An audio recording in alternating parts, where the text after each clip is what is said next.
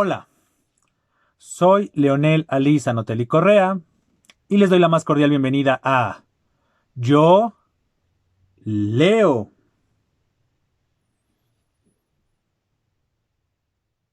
En este lunes de literatura vamos a hablar sobre las culturas prehispánicas.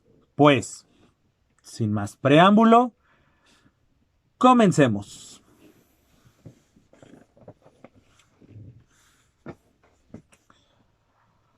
Para entender las culturas prehispánicas o precolombinas, precisamente tenemos que responder a la pregunta ¿qué es lo prehispánico? Y en consecuencia, ¿qué es lo precolombino? Muy fácil. Entendamos la palabra por la misma.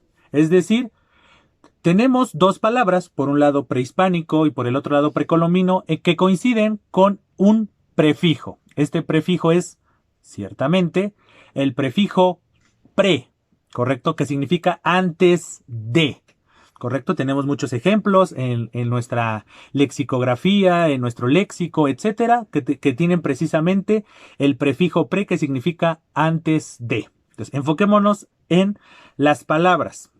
En el caso de prehispánico, tenemos la palabra hispánico. Entonces, como ustedes lo pueden deducir, hispánico viene de Hispania, en consecuencia de español. Entonces, cuando hablamos del periodo prehispánico, nos estamos refiriendo al periodo previo a la llegada de los españoles a estas tierras, ¿correcto? Estamos hablando de estas tierras americanas. No solamente nos vamos a enfocar en México y demás, aunque cuando hablemos de las culturas prehispánicas y precolombinas, sí me voy a enfocar principalmente a las culturas que hoy se ubican en México, pero bueno, en lo que hoy es México. Entonces, regresando y aclarado lo anterior, enfoquémonos en ese aspecto. Prehispánico se refiere las culturas prehispánicas se refieren a estas culturas que estuvieron en estas tierras previo a la llegada de los españoles. De ahí el nombre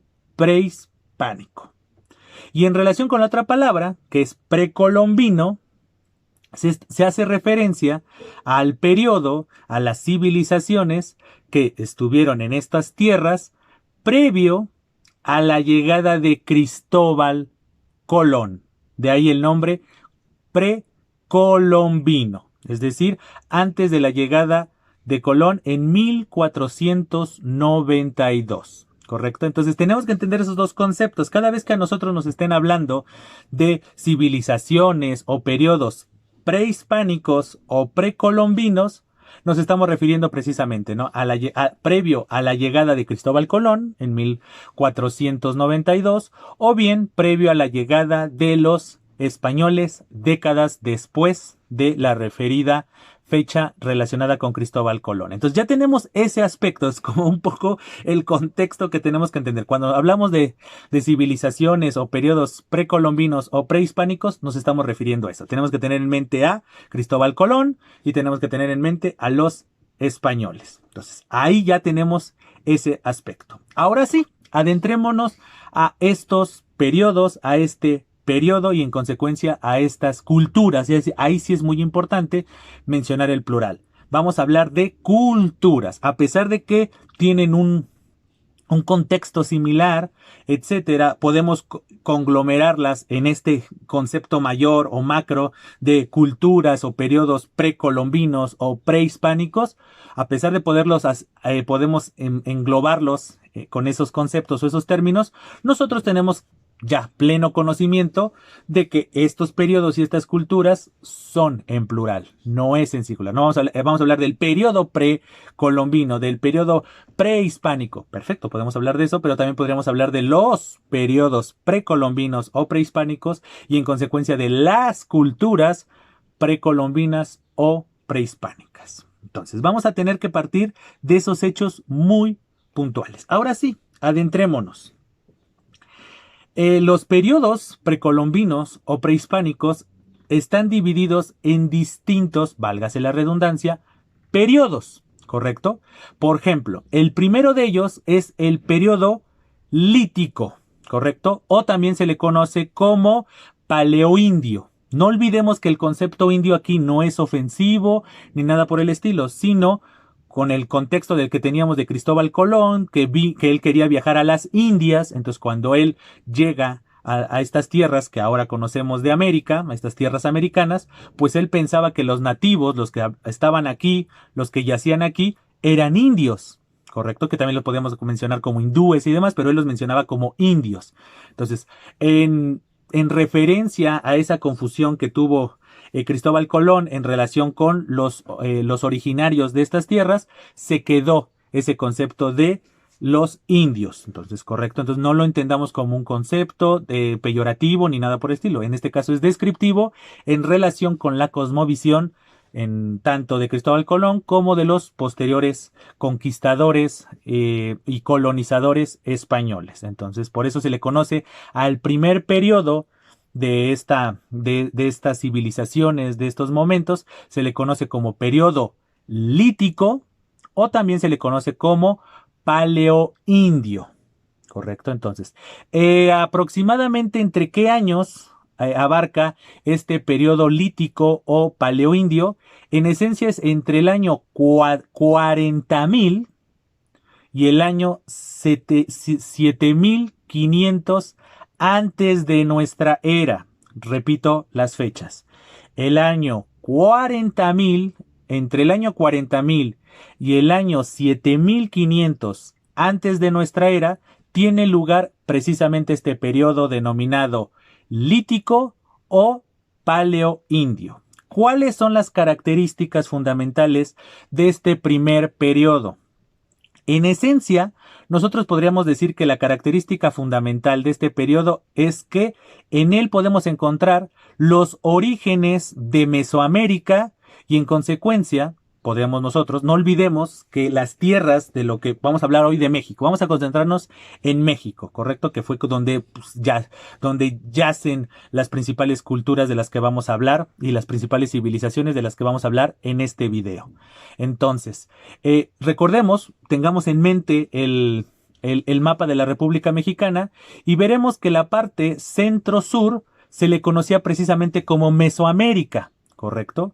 Que era muy fértil y demás, mientras que la parte del centro hacia el norte se le conocía como Aridoamérica, ¿correcto? Y como lo pueden inferir a partir del nombre, esto de árido, pues porque era un ambiente árido, es decir, era como los desiertos, debido al calor y a la sequía, pues no había mucha siembra ni en consecuencia cosecha de vegetales y eso pues dificultaba que las culturas y las etnias pudieran ahí asentarse. Entonces por eso todo se concentró en las mesetas y demás, que esta parte general que conocemos como Mesoamérica. Entonces precisamente en este primer periodo que corresponde, insisto, entre el año 40.000 y el año 7.500 antes de nuestra era, comienza este origen de Mesoamérica. Comienzan a asentarse las primeras civilizaciones, pero principalmente lo que caracteriza, por decirlo así, a este primer periodo es que comienza esta época de cazadores. Pues, tan característico, nosotros que tenemos un poco el bagaje cultural de la historia, principalmente de Occidente, pues cuando comienza, ¿no?, a hablar de África, Asia, etcétera, pues comienza, ¿no?, a hablar del prehistórico, y entre otras épocas previas ya, cuando entran las civilizaciones de las que hemos hablado en estos lunes de literatura, que hablamos de la antigüedad clásica y demás, pero también podríamos hablar de otras civilizaciones anteriores a la grecolatina, pues ya podríamos hablar de los de lo que hoy es Siria y Irak, Irán y toda esa parte de Medio Oriente, pues también surgieron ahí civilizaciones.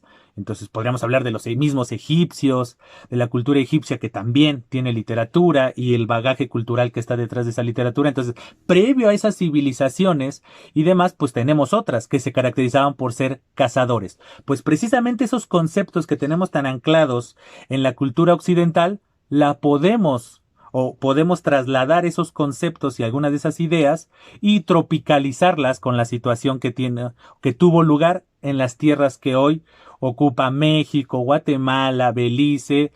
Podríamos extendernos más a Sudamérica y hablar pues también de lo que hoy ocupa Perú, Chile, etcétera, ¿no? Con los incas, y otras culturas que mencionaré en próximos minutos. Pero enfocándonos en este primer periodo, insisto, el periodo lítico o paleoindio, tenemos que entender eso, ¿no? Es la conformación de lo que se conocerá como Mesoamérica y en consecuencia cuál es la principal característica de la civilización, pues comienza, ¿no? La época de los cazadores.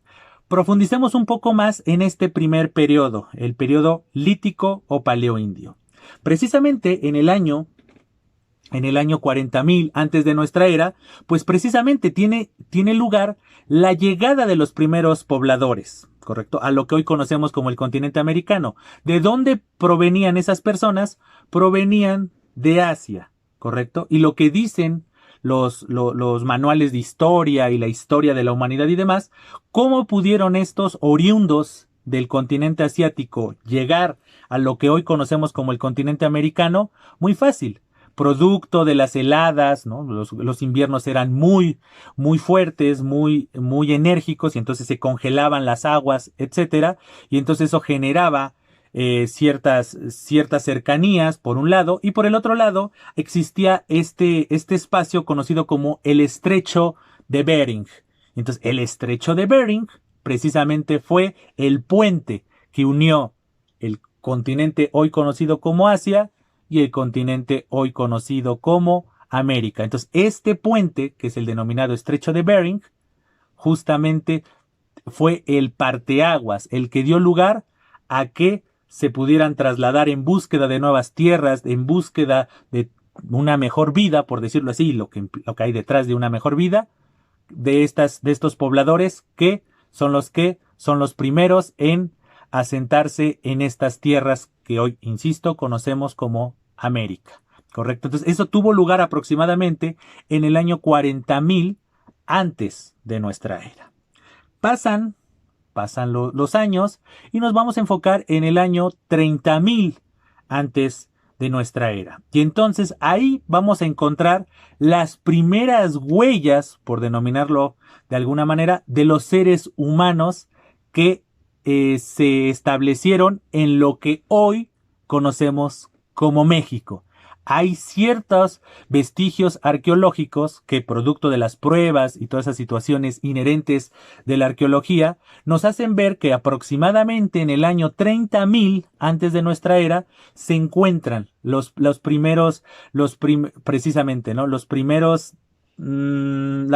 huellas, los primeros aspectos que nos demuestran cierta presencia de personas en lo que hoy abarca el territorio de México. Entonces, como vieron, pasaron 10.000 años entre la llegada de los primeros pobladores a lo que hoy es América y los primeros vestigios que podemos encontrar, o los más antiguos que podemos encontrar en lo que hoy es México, ¿no? Entonces tenemos que ubicar por dónde llegaron, que llegan por la parte del norte y comenzaron a recorrer estos primeros pobladores comienzan a recorrer lo que hoy es el continente americano, y el vestigio más antiguo que tenemos en lo que hoy es México lo podemos más o menos concentrar en el año 30.000 antes de nuestra era. Pasémonos otros cuantos miles de años más y enfoquémonos aproximadamente en el año 22.000 antes de nuestra era. ¿Qué tuvo lugar o qué importancia tiene concentrarnos en el año 22.000 antes de nuestra era? Muy fácil. Según otra vez los vestigios y demás situaciones relacionadas con la arqueología, se puede deducir, inferir que el vestigio tuvo lugar en el año 22.000 antes de Cristo. ¿Cuál? O de nuestra era, como lo quieran denominar.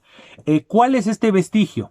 Es el denominado hueso sacro de Tequisquiac, ¿correcto?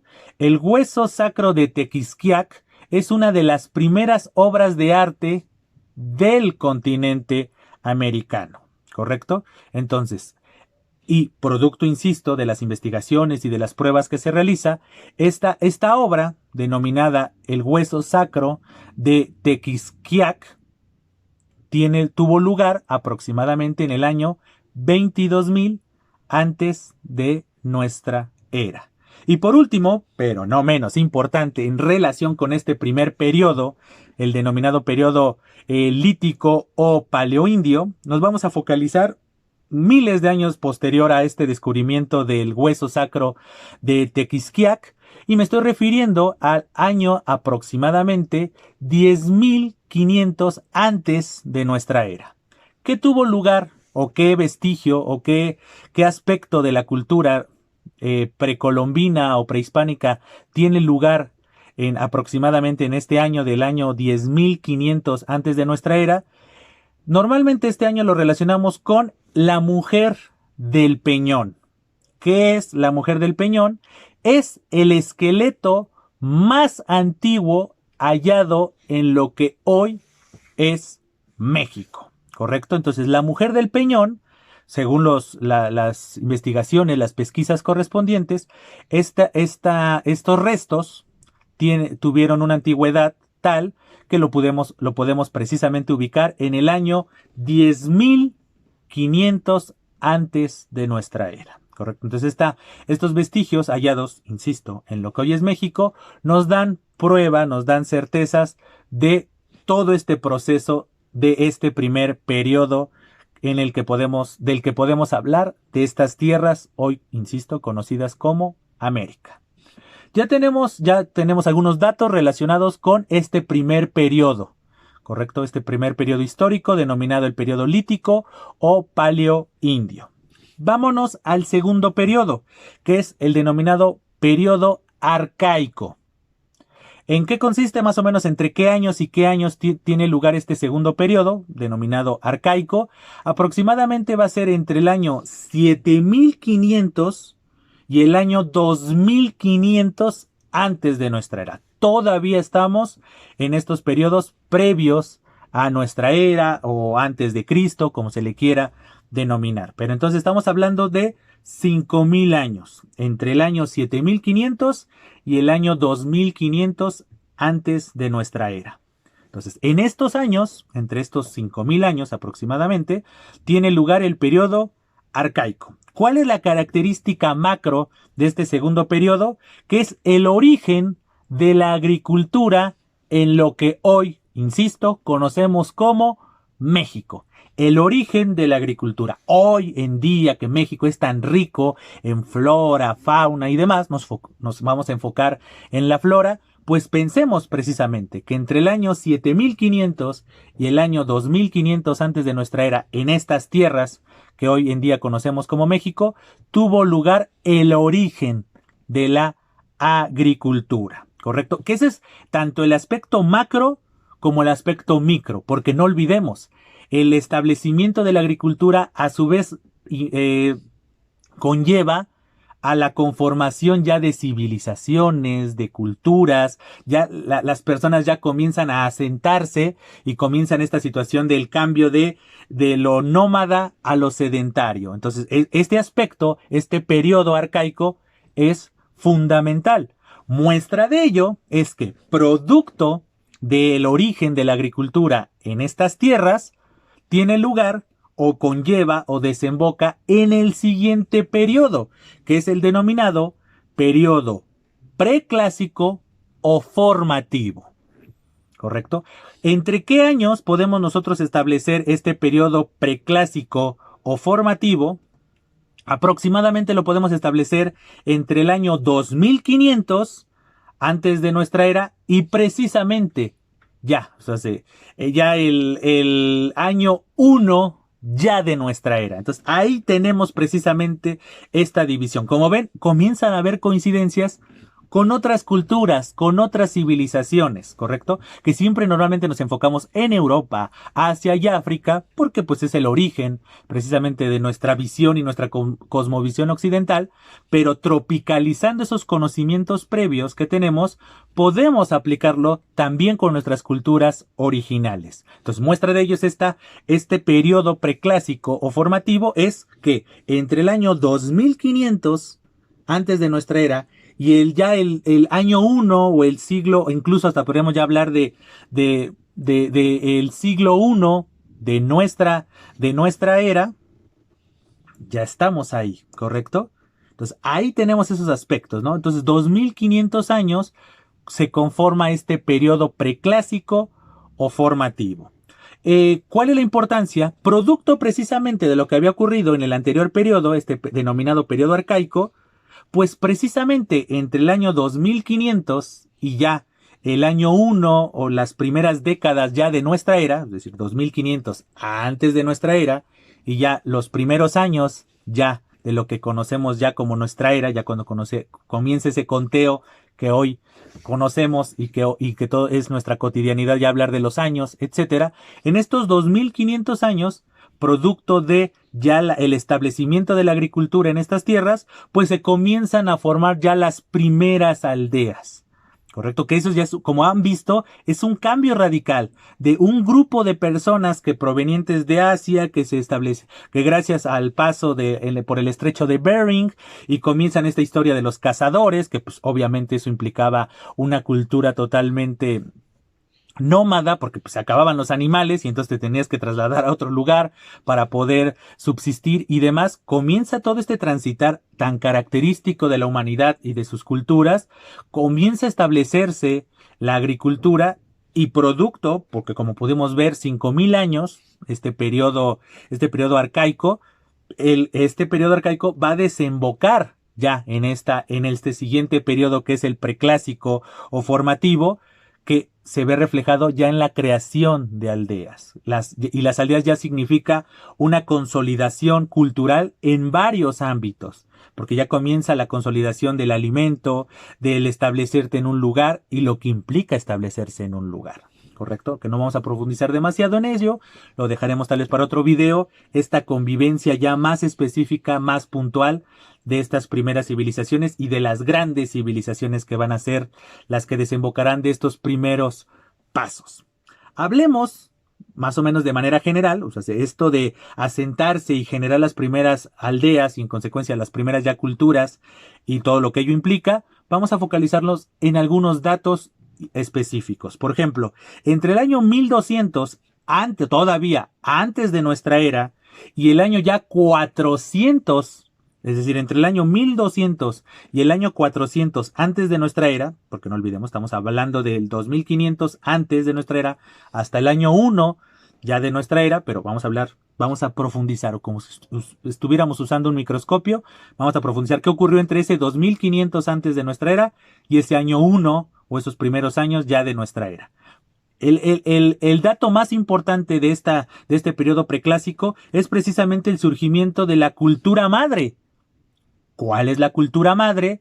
La cultura olmeca. La cultura olmeca es la cultura madre. ¿Cuándo surge esta cultura madre?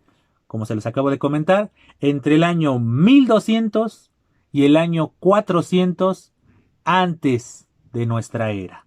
¿Correcto? Aspectos importantes que tenemos que mencionar, construcciones, estas evidencias de la cultura.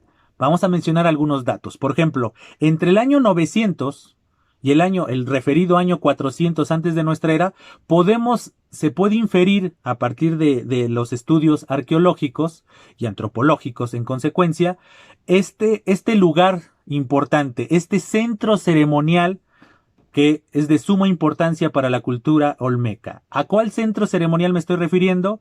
Al denominado centro de la venta. Cuando nosotros hablamos de la venta, que todavía hoy existen esos lugares, se pueden visitar, etcétera, y se pueden conocer, la venta es el centro ceremonial por antonomasia de la cultura madre, es decir, de la cultura olmeca. Y entonces, insisto, según los estudios, este centro ceremonial comenzó a surgir entre el año 900 y el año 400 antes de nuestra era.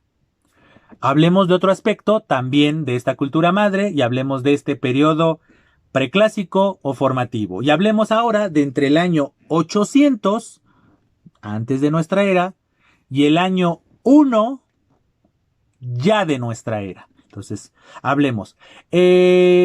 Todo este periodo lo podríamos nosotros concentrar en, ya hablábamos del centro ceremonial, ahora hablemos de el primer centro cívico, ¿correcto? O sea, una cosa es el aspecto ritual, este aspecto del centro ceremonial, las ceremonias y demás. Ahora hablemos de los centros cívicos, hoy tan característicos en nuestras épocas, ¿no? Donde convivimos, las civilizaciones, donde nos concentramos y demás. Pues pensemos que estas civilizaciones, ya cuando se asientan de buena manera en un lugar, tienen lugar precisamente estos centros cívicos que obviamente también comulgaban en aspectos religiosos, ¿correcto? Y eran centros cívicos de grandes dimensiones, principalmente en el altiplano, hoy conocido como altiplano mexicano, ¿correcto? Entonces, ¿cuál es el centro cívico religioso de gran importancia para los olmecas, para nuestra cultura madre?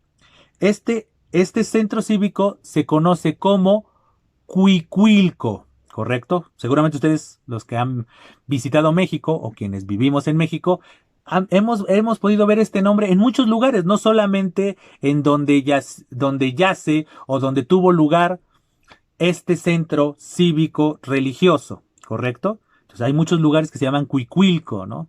Pero bueno, hablando del Cuicuilco específico de la cultura olmeca, ¿cuál es la importancia de este lugar? Precisamente por lo que les estoy comentando. Así como la venta tuvo mucha importancia y ha trascendido por ser este centro ceremonial, Cuicuilco pasa a la historia o está anclada en nuestra historia mexicana, si quisiéramos verlo así, pero como estamos hablando de las culturas y los periodos precolombinos o prehispánicos, entonces este centro cívico religioso llamado Cuicuilco precisamente pasa a la historia por ser un centro, un lugar importantísimo, impactante, ¿correcto? Trascendente. Entonces su trascendencia radica ciertamente en eso, por ser ese centro cívico religioso para la cultura madre, es decir, para la cultura olmeca.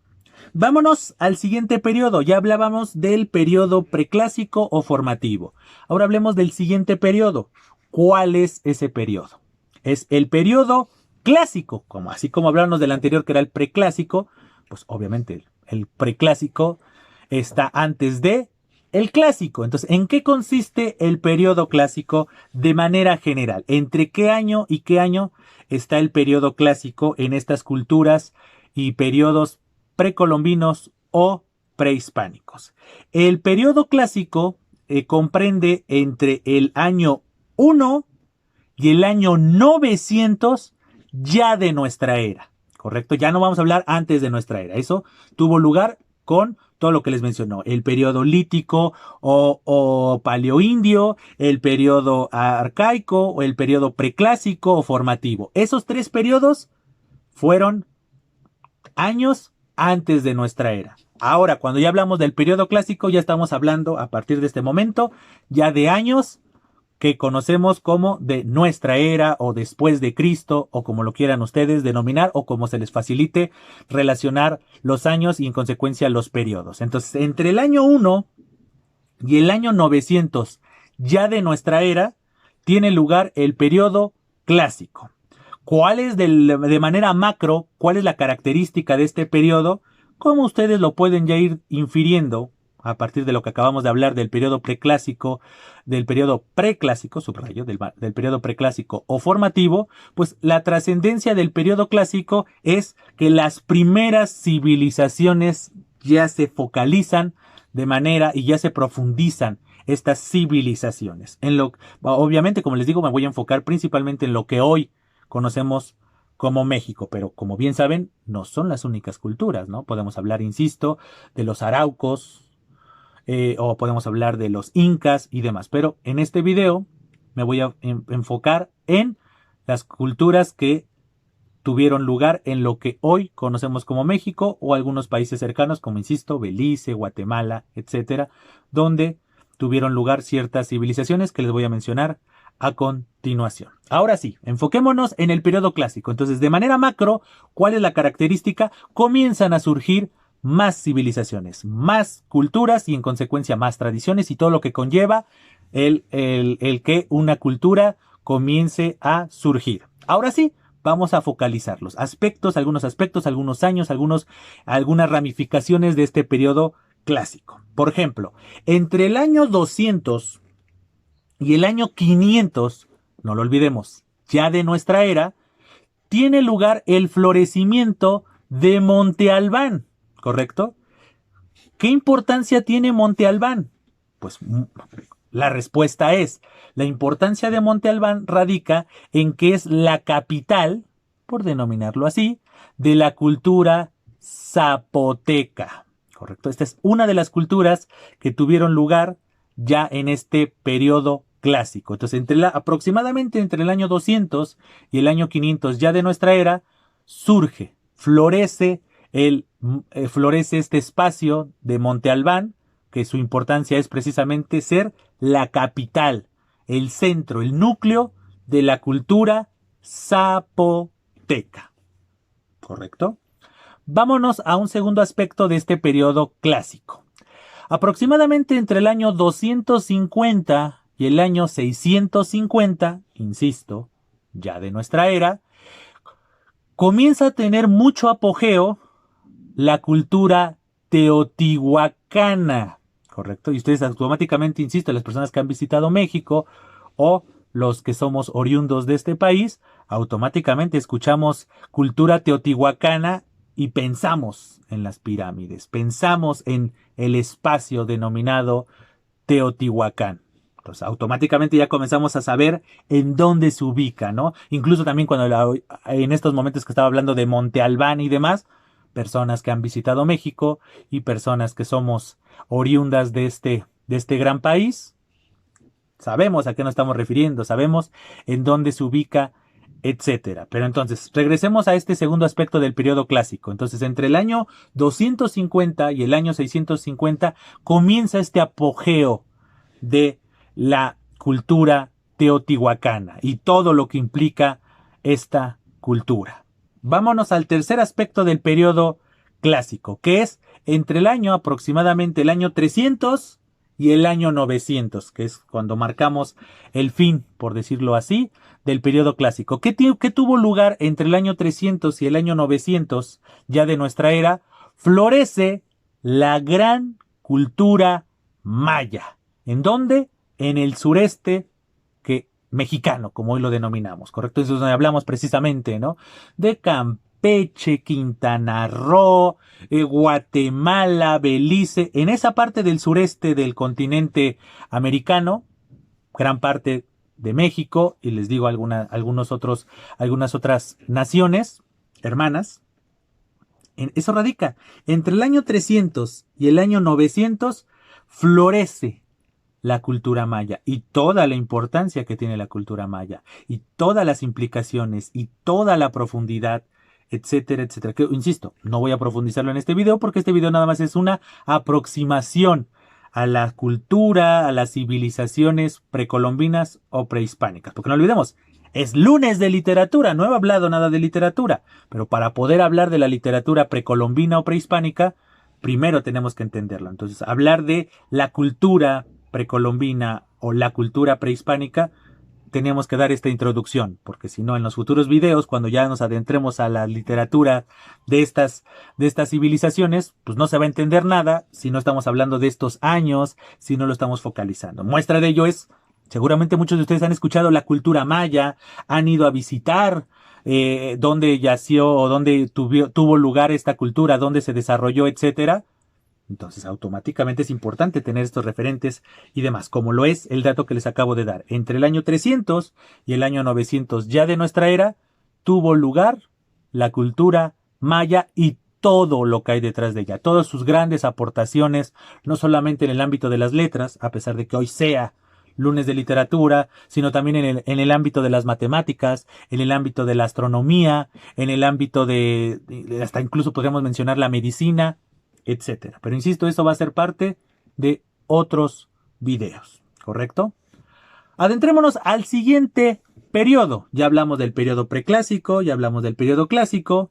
Pues siguiendo esta misma línea, hablemos del periodo postclásico. ¿Correcto? Entonces, ¿qué podemos decir del periodo posclásico? De manera general, podríamos hablar de que el periodo posclásico, que es el último, entonces ya hablamos de estos grandes periodos, ya hablamos del periodo lítico o bien paleoindio, ya hablamos de los demás periodos, ¿no? Del periodo preclásico, del periodo clásico, bueno, no olvidemos del periodo arcaico, ¿no? Primero es el lítico, después el arcaico, el preclásico, el clásico, y ahora hablemos del postclásico, ¿correcto? El periodo postclásico, como ustedes ya lo pueden inferir, al ser el último, ¿entre qué periodos tuvo lugar?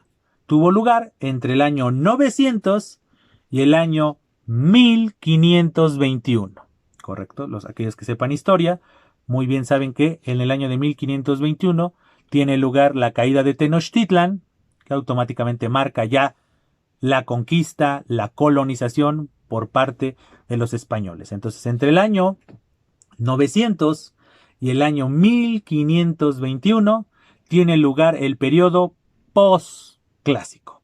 Hablemos, como lo hemos venido hablando en estos minutos, de manera general, ¿qué es lo que caracteriza el periodo postclásico? Pues en esencia es esta época de imperios, ¿correcto? Es decir, ya comienzan a asentarse las civilizaciones y entonces comienzan a surgir los grandes imperios. ¿No les recuerda un poco lo que tuvo lugar en Europa, en Asia e incluso en África? Para que vean que es el transitar como inherente de la humanidad y de las correspondientes civilizaciones. Entonces, precisamente el ejemplo es esto. Como vieron, ¿no? Comenzaron la primera llegada de los primeros pobladores en el lejano año del 40.000 antes de nuestra era.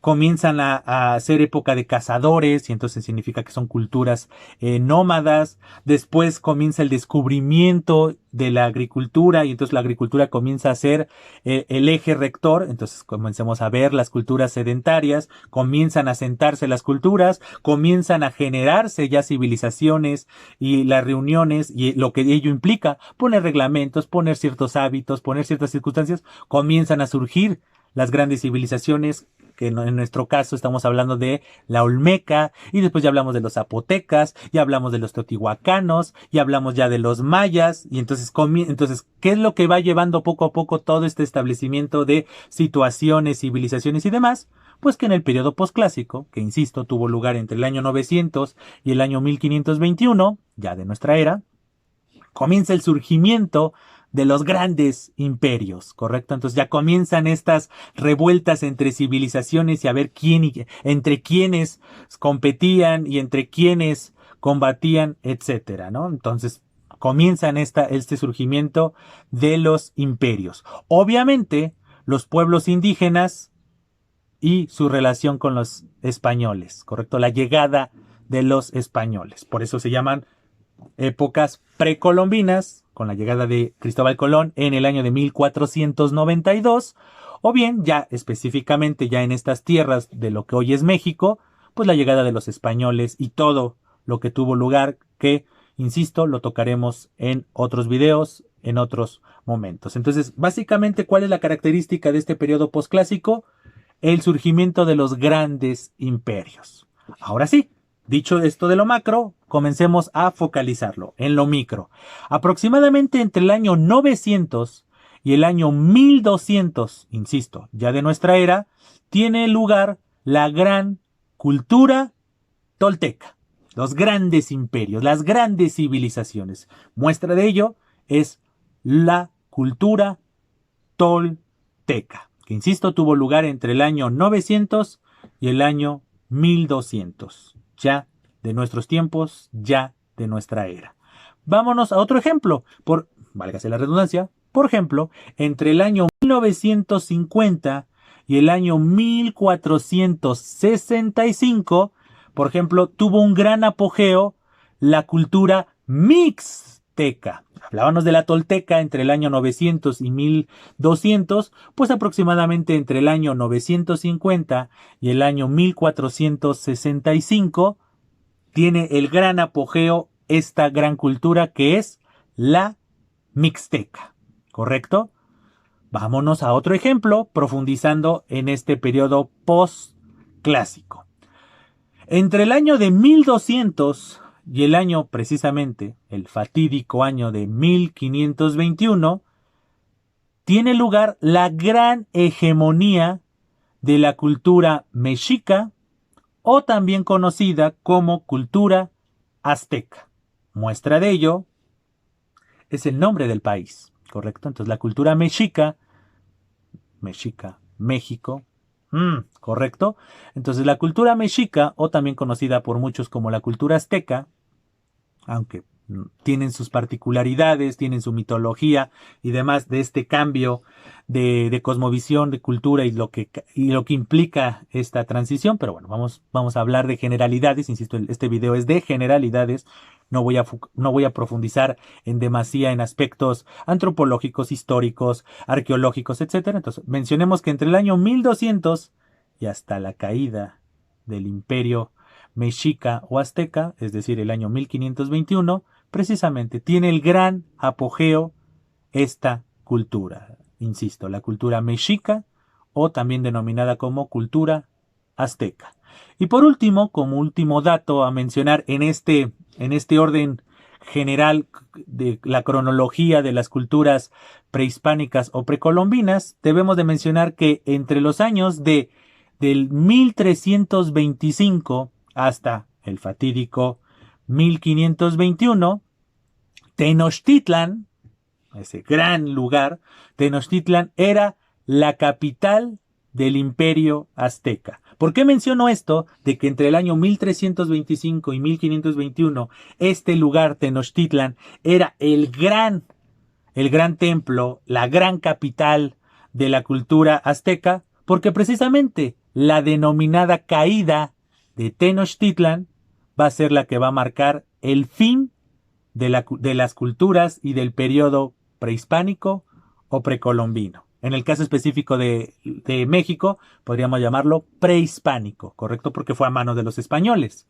¿correcto? Entonces, por eso es la importancia de mencionar este lugar, ¿no? Tenochtitlan, ¿no? Hablábamos de los teotihuacanos y demás, la cercanía que ubicamos, la cultura teotihuacana, las grandes pirámides y demás, pues hablar de Tenochtitlan, hoy, el centro, el núcleo de México, pues aquí es donde tuvo lugar Tenochtitlan y la correspondiente y la denominada caída de Tenochtitlan en el año de 1521 a manos de los colonizadores o conquistadores españoles, va a ser el que va a marcar precisamente el hito histórico, el parteaguas del antes y después. Por eso era importante mencionar a Tenochtitlan. ¿Cuándo tuvo el gran apogeo? ¿Cuándo surgió? ¿Cuándo se levantó? ¿Entre qué años? Como podemos ver, fue entre el año de 1325 y 1521, cuando Tenochtitlan era la capital, el núcleo, ¿correcto? El corazón de la cultura o del imperio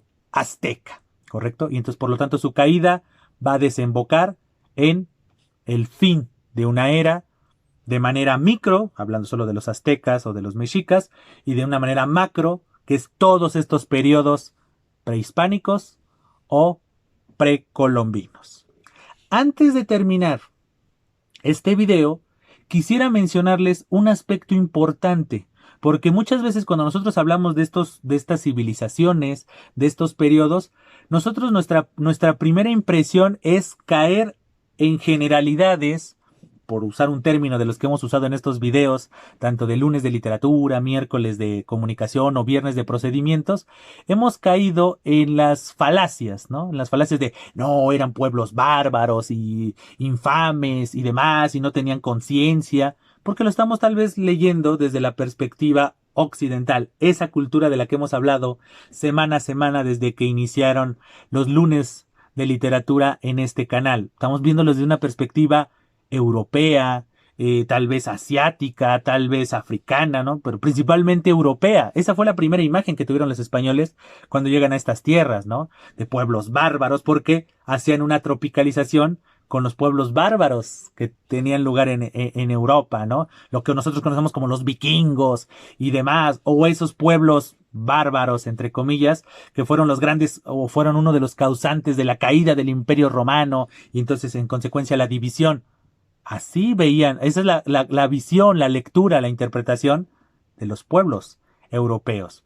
Pero adentrándonos en aspectos ya muy puntuales y particulares, que insisto, eso voy a mencionar algunos de ellos en próximos videos, porque ahorita es nada más un acercamiento a las culturas prehispánicas o precolombinas.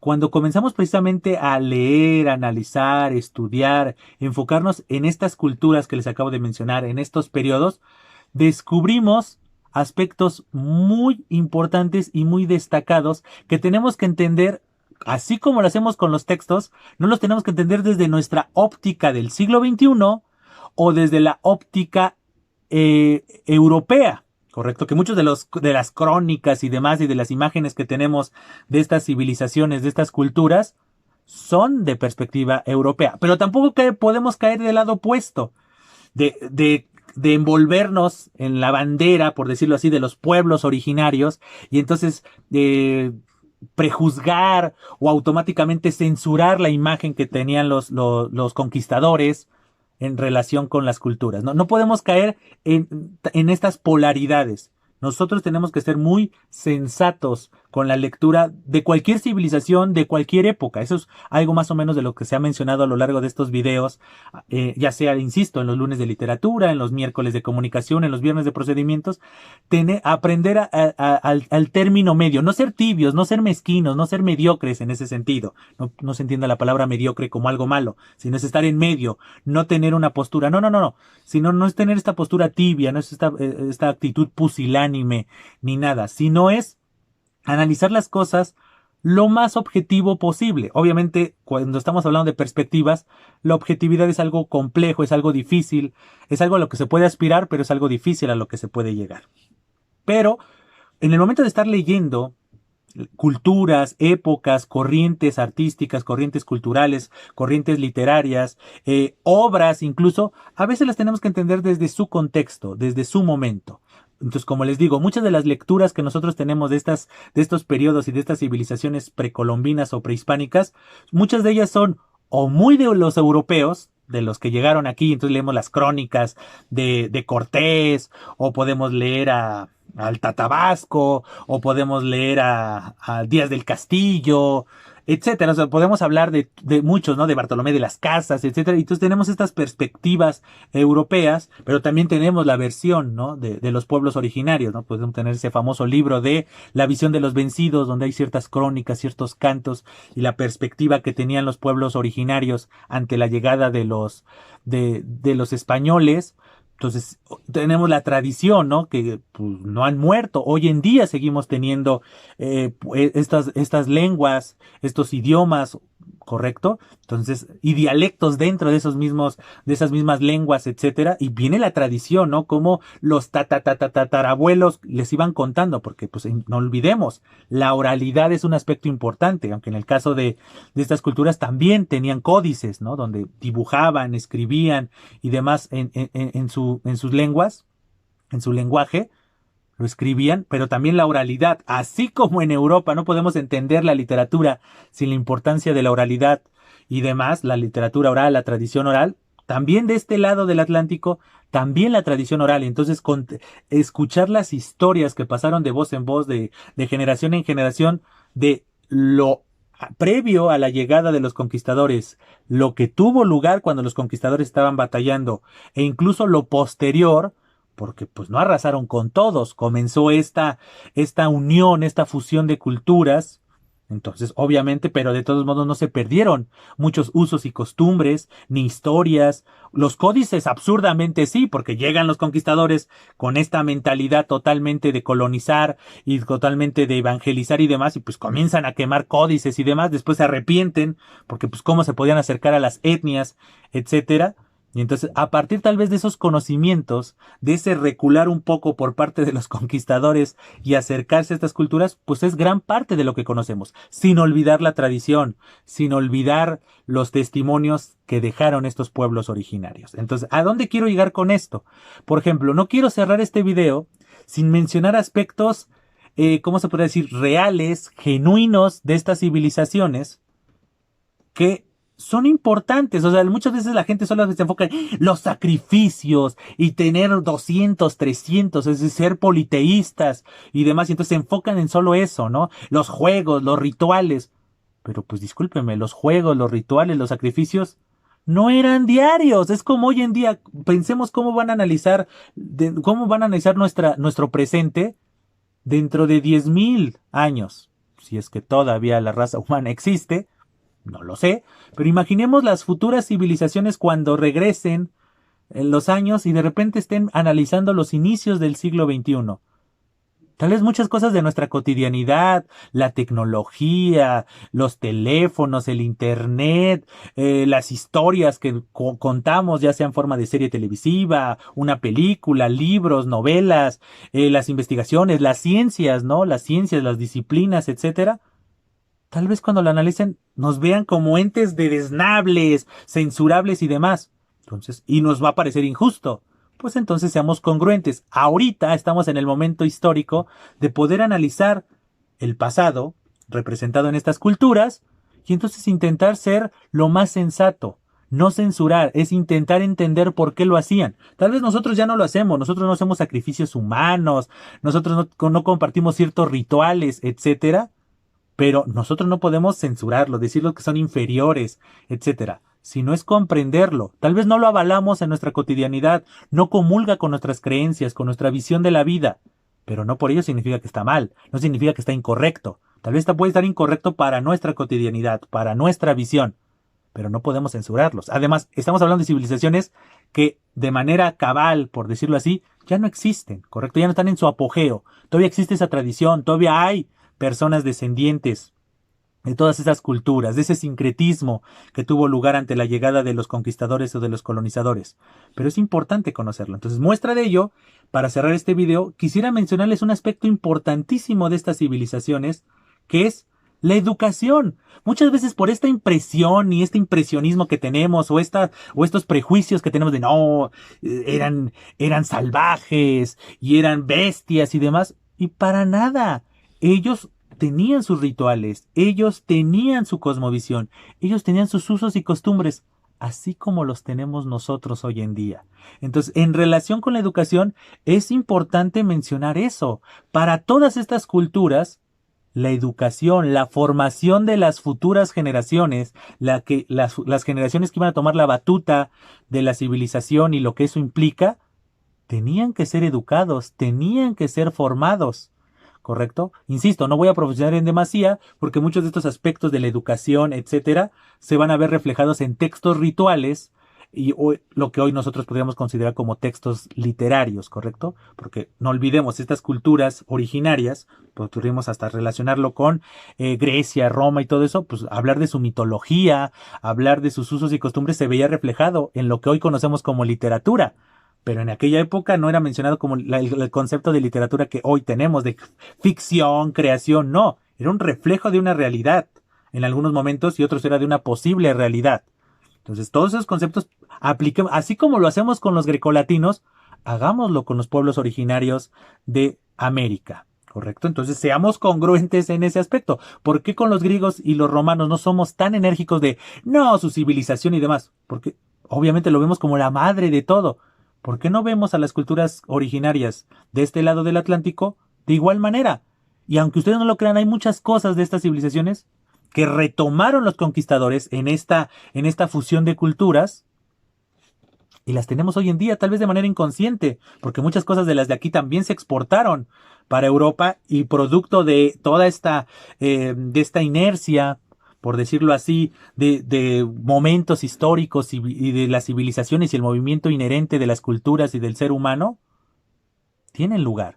Entonces, hablemos de ese aspecto fundamental de estos pueblos originarios, de estas civilizaciones base de estas tierras que hoy, insisto, conocemos como América, que es la educación. Entonces, la educación era un aspecto importantísimo. El conocimiento era un aspecto importante para estas civilizaciones. ¿Correcto? Muestra de ello es que muchas de estas civilizaciones, nos vamos a enfocar principalmente en las que conocemos más, que podríamos hablar un poco de los mayas y podemos hablar de los mexicas y de los aztecas, que son como que las culturas que más conocemos, porque son las que tenían lugar cuando llegan los españoles y demás, y entonces hay más testimonios, etcétera, ¿no? Comparado con, pues, la cultura olmeca, la cultura tolteca, la cultura zapoteca, la mixteca, etcétera, pues no hay tantos testimonios de su día a día, de su cotidianidad, caso contrario de la cultura maya y de la cultura mexica o azteca, ¿no? Entonces vamos a concentrarnos un poco de ello, pero la lógica indica que estas grandes culturas que les acabo de mencionar, que son la maya y la mexica, no venían de la nada, no surgieron de la nada, fueron producto de este transitar desde la cultura olmeca, pasando por la mixteca y pasando por todas las demás que les acabo de mencionar y otras pequeñas que no he mencionado, que los tlaxcaltecas, etcétera. Son producto de eso, ¿no? No es que haya surgido la cultura maya y automáticamente no le importó, no, pues obviamente había culturas asentadas en esos mismos lugares antes del apogeo de que tomara la fuerza los mayas, o en el caso de los mexicas o aztecas, pues era lo mismo, exactamente estos territorios de la planicie, estos territorios centrales nucleares de lo que hoy es México, obviamente había civilizaciones, había personas que se asentaron aquí. Y obviamente de la nada no va a surgir toda una cultura, es producto, el movimiento, ¿correcto? Entonces tengamos en claro eso. Entonces estas grandes civilizaciones y estos elementos que les voy a mencionar no son producto de la nada. Entonces muestra de ello es, hablemos de generalidades. Vamos a poner como ejemplo la cultura mexica o azteca como un ejemplo de lo que tenía lugar en estos periodos, en estas épocas. Obviamente poco a poco fue con el transitar y demás. Por ejemplo, ¿qué conocimientos son los que se impartían? Principalmente se impartían 4 tipos de conocimientos, muy parecido, insisto, a lo que tuvo lugar en Europa y toda la civilización occidental que hoy conocemos. Ejemplos, ¿cuáles eran estos conocimientos que impartían? Escritura, para que vean la importancia. ¿Qué importancia es enseñar la escritura? Es dejar un legado. Era tomar la conciencia de la importancia de dejar historias, de dejar rituales, de dejar ceremonias, de dejar testimonio. Esa es la importancia tanto de la tradición oral, como lo vamos a ver en próximos videos cuando estamos hablando de la literatura, de estas civilizaciones y de estos periodos, es la importancia de tomar conciencia de dejar un testimonio. Dejar un testimonio significa que es la trascendencia, te estás pensando en el mañana, no estás pensando nada más en el solo por hoy, sino estás pensando en dejar un testimonio de lo que eres, ¿correcto? Y de dónde vienes, en dónde estás y en consecuencia hacia dónde vas, para que vean cómo estas civilizaciones no eran tan barbáricas ni tan salvajes como a veces nos la quieren pintar y a veces como nosotros compramos esa imagen. Entonces la escritura es un elemento importante para que vean que eran conscientes de la importancia de dejar testimonio. Como también se les mencionaba en relación con los mayas, la importancia de las matemáticas, la importancia fundamental, las habilidades básicas, la lectoescritura y las matemáticas son la base de todo. Cualquier conocimiento tiene una estrecha relación con las habilidades de lectoescritura y con las habilidades matemáticas. Eso es algo obvio hoy en día. ¿Por qué creen que todas las evaluaciones importantes en cualquier nivel educativo, en cualquier nivel académico, se basan en estas habilidades matemáticas o estas habilidades de lectoescritura? Porque son la esencia de todo. No podemos entender ninguna disciplina sin tener estas habilidades de lectoescritura y de habilidad matemática. ¿Correcto? Entonces las matemáticas son fundamentales tanto para la construcción, son fundamentales, no estamos hablando de negocios, de intercambio ni nada, pero era importante tener un control incluso para las cosechas, las siembras, los territorios, ¿no? Las áreas, los perímetros, todos esos elementos fundamentales de la aritmética, esos elementos fundamentales de la geometría, todo eso es vital para una cultura. ¿Correcto? Muestra de ello son las grandes edificaciones, las grandes estatuas, etcétera. Dejémoslo en las grandes construcciones, tanto artísticas, ceremoniales, como arquitectónicas en general. En eso radica la importancia de las matemáticas, ¿correcto? Porque las construcciones no se hicieron sin pensar, tienen un conocimiento previo y ese conocimiento es el conocimiento matemático. Y todo lo que vamos a ver en futuros videos de los rituales y de los códices y de los cantos y demás son testimonios de su vida que hoy vemos como literatura por las razones que voy a hablar en futuros videos. Pero ahí está la importancia de la lectoescritura, de saber escuchar, de saber hablar, y en este caso es de saber leer, de codificar los textos, y para decodificar un texto tiene que haber un texto, entonces la importancia también de la escritura. Otras ramas, otros elementos importantes para la educación y que eran fundamentales también para gran parte de la de las civilizaciones era, como les mencioné también en relación con los mayas y obviamente también de estrecha relación con los aztecas y los mexicas, la astronomía. ¿Cuántas veces no hemos visto la estrecha relación entre los centros ceremoniales y ciertas edificaciones, dígase pirámides y demás? La estrecha relación entre su cosmovisión, su mitología y la astronomía. Entonces, la astronomía era un aspecto fundamental no solamente para su cosmovisión, sino también para su cotidianidad, porque eran personas con una cosmovisión con una estrecha relación con su cotidianidad. Entonces, la astronomía es importante. Y obviamente otros aspectos, como lo acabamos de ver, la escritura, las matemáticas y la astronomía, en todo momento he hablado de su cosmovisión, su mitología, pues obviamente otros conocimientos importantes para estas civilizaciones eran aquellos relacionados con aspectos religiosos y rituales, ¿correcto? Hoy en día seguimos teniendo, tal vez ya no, hay personas que son creyentes y siguen teniendo ese aspecto de seguir la tradición religiosa. Pero también nosotros tenemos ciertos rituales, ¿correcto? Ciertos gustos musicales, deportivos, de vestimenta. Y son rituales, son hábitos. Y en algún momento se transforman casi en rituales de si no lo hago, te sientes un vacío. Entonces, para que vean que es algo inherente de la humanidad tener estos aspectos de los hábitos, ¿no? Y ya aplicados con ciertos contextos y cierta cotidianidad, pues se pueden meter en esta columna de aspectos religiosos y rituales, ¿correcto? Entonces, tengamos en claro esos aspectos fundamentales. Y, por ejemplo, estos conocimientos se impartían obviamente de manera familiar, ¿correcto? Era el paso de las generaciones de padres a hijos y obviamente la importancia de los ancianos, así como así como en todas las culturas los ancianos son vistos como estas personas importantes, estos grandes generadores de conocimiento producto de su experiencia, etcétera. Pues obviamente los ancianos, las ancianas, los padres, las madres tienen un elemento mítico, un elemento simbólico fundamental para estas generaciones. Pero como todo, el transitar de las generaciones va poco a poco generando márgenes, estableciendo fronteras y en consecuencia estableciendo instituciones. La institucionalización de las cosas, otra vez lo demuestran estas civilizaciones, es poco a poco ir transitar hacia ello, no todo dejarlo en el núcleo familiar o en el núcleo de la tribu, en el núcleo de la etnia, sino comenzar, entre más grande se va haciendo la civilización, en este caso los imperios y demás, pues poco a poco se van acotando ciertas circunstancias. Y la educación no fue algo que quedó al margen. Muestra de ello son que en la cultura mexica se crearon escuelas focalizadas para el tipo de gente, o sea, escuelas pensadas para a quién iba a ir dirigido y en consecuencia las necesidades de ese tipo de personas. Muestra de ello son por un lado, el Calmecac y por el otro lado, el Tepochcali.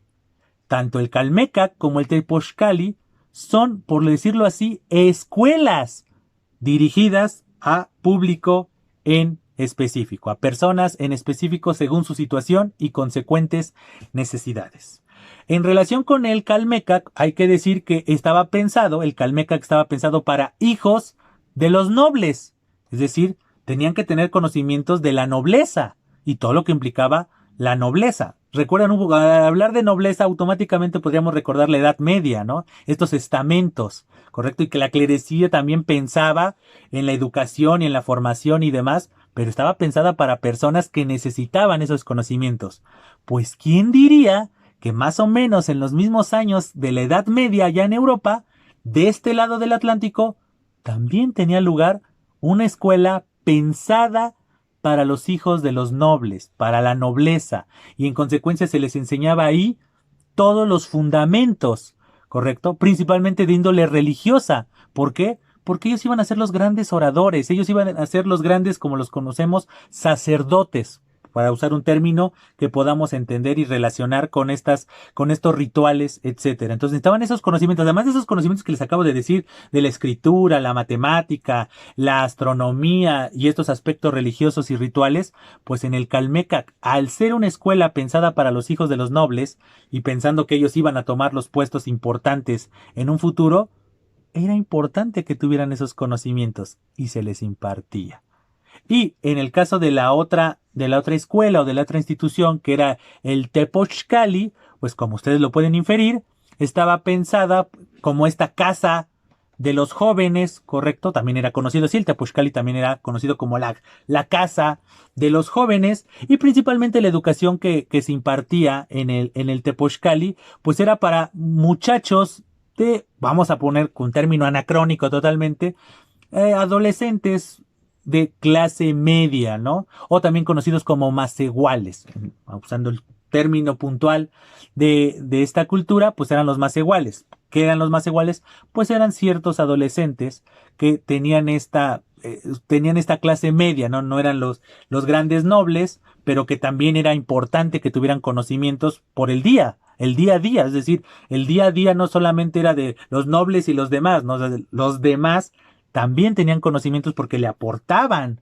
a la cultura, al imperio, de una u otra manera a partir de sus habilidades y los conocimientos detrás de dichas habilidades, ¿correcto? Obviamente se especializaban en algo, ¿correcto? En el caso del Tepochcali, se especializaban en el arte, por denominarlo arte, de la guerra, ¿correcto? Del combate, porque no olvidemos que así como en Europa había guerras, conquistas, peleas y estamento de la nobleza, hablando de la Edad Media medieval, váyase la redundancia, medieval europea, acá de este lado del Atlántico también había batallas, también había conquistas, y entonces en el Tepochcali se le enseñaba a los adolescentes el arte de la guerra, ¿correcto? Cómo combatir, qué hacer, a qué pertenecer, ¿no? Si era un guerrero jaguar o era un guerrero águila, todas esas cosas. También había momentos de guerras, ¿no?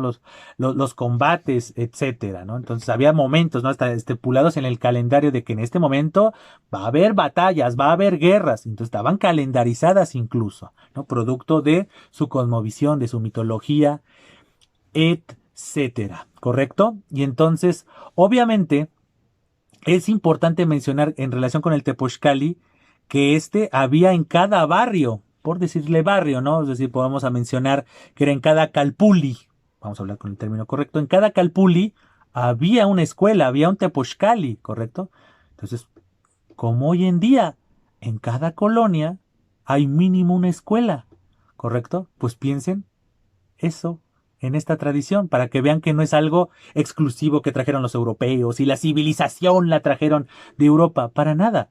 Estas mismas civilizaciones, estas mismas culturas, también tenían, a partir de su visión, a partir de sus necesidades, a partir de su situación, crearon. ¿A dónde iban a llegar si no llegaban a dónde iban a encaminarse, para no repetir el verbo llegar, a dónde se iban a encaminar estas culturas si no hubiera habido intervención europea en forma, por decirlo así, o representada por los conquistadores y colonizadores españoles? Nunca lo sabremos, somos honestos, nunca lo sabremos, pero sería un ejercicio de imaginación bastante inteligente, ¿no? Bastante creativo, bastante interesante. ¿Qué hubiera pasado con estas civilizaciones que tuvieron lugar en estas tierras que hoy conocemos como México, de no haber llegado ningún europeo? No hablemos de los españoles nada más, hablemos de los ingleses también en el norte, y etcétera, ¿no? Hay ciertas teorías de los vikingos y demás, pues, vienen precisamente de Europa. Entonces, ¿qué hubiera tenido lugar en estas tierras si no hubiera pasado eso? ¿A dónde hubieran llegado estas civilizaciones? ¿Qué hubieran implementado? ¿Cómo viviríamos hoy en día con este transitar? No voy a decir evolución, porque evolución muchas veces implica mejoría. No, no. En este transitar de la civilización, como vimos, ¿no? Qué gran diferencia entre el año 40,000 antes de nuestra era y el año 1521, cuando cae Tenochtitlan. todos esos años, casi 1600 años, bueno, más, ¿no? Muchos más años, estamos hablando de 40,000 y demás, pues todo ese transitar esos casi 40 y pico mil, o sea, años, y si contamos todavía que ya estamos hoy en el siglo XXI, ya estamos en los años 2000, pensemos en eso, ¿no? ¿Qué hubiera este transitar de 42,000 años en estas tierras y a partir de los conocimientos que tenemos, insisto, antropológicos, arqueológicos, qué hubiera pasado? No lo sabemos, pero a partir del conocimiento que tenemos de estas civilizaciones, veíamos que no eran tan malas como muchas veces nos lo pintan en las películas o en las crónicas y demás, y nosotros compramos automáticamente esa imagen. Para nada. Entonces, tengamos presente eso. Entonces, el ejemplo más claro son estas escuelas que les acabo de mencionar, ¿no? El Calmeca, el Tepochcali y esta situación particular, ¿no? Que en cada calpuli, es decir, en cada barrio, había un Tepochcali, ¿correcto? Entonces, eso implica la importancia, la noción del conocimiento y de saber hacer las cosas con un régimen y un lugar establecido, más allá de los aprendizajes familiares, ¿correcto? Pues bien, espero que este video, que tiene como intención dar los primeros pasos en relación con estas civilizaciones precolombinas o prehispánicas, espero que este video haya sido de su gusto, pero sobre todo de su utilidad.